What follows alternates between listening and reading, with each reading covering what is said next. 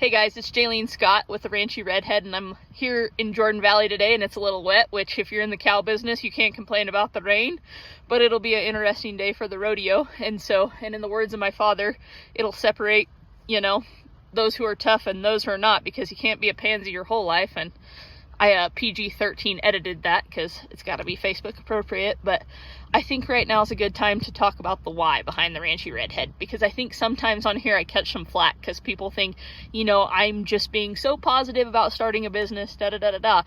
And I don't want to take anything away from the people who are starting businesses. It's not easy. It's full of fear. You've got to take big risks. You've got to make big sacrifices. I gave up a lot of luxury. I had a 3-bedroom, 3.5 bath house. I got to drive a brand new pickup for work. I got to work with high dollar horses, but I was really burnt out. And the question I got to asking myself is, if I'm going to work 7 days a week and work this hard, why am I not doing that for myself? And that's the why behind the Ranchy Redhead. I want to build a business that kind of changes the rules of the Western way of life. I think it's really easy in this industry to have the mentality that you just work and run yourself into the ground, and that's the industry standard. And I'm not saying there's times you don't have to get gritty and show up. It's pouring down rain here today, and I'm going to stand out there and make sure I get the pictures. And, there's days you got to cowboy up and get her done, but there's also a time to rest. And I mean, in the Bible, it talks about Sunday being a day of rest and, taking that time. And I think that's why I wanted to start this business, is I wanted to change the rules.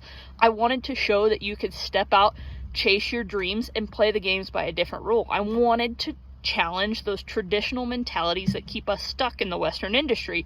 I wanted to show other people that, if you're going to work this hard, you ought to do that helping yourself.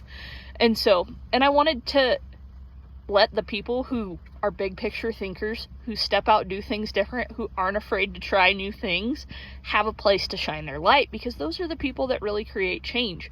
Those are the ones who everybody else follows. And I want this to be a place where those people can be seen and heard. And that's the why behind the Ranchy Redhead. If you're going to work hard and chase your dreams and build something and do something different, if you're going to step out and do something that nobody else has been done before, you're going to create a lot of insecurity in other people. You're going to catch a lot of flack.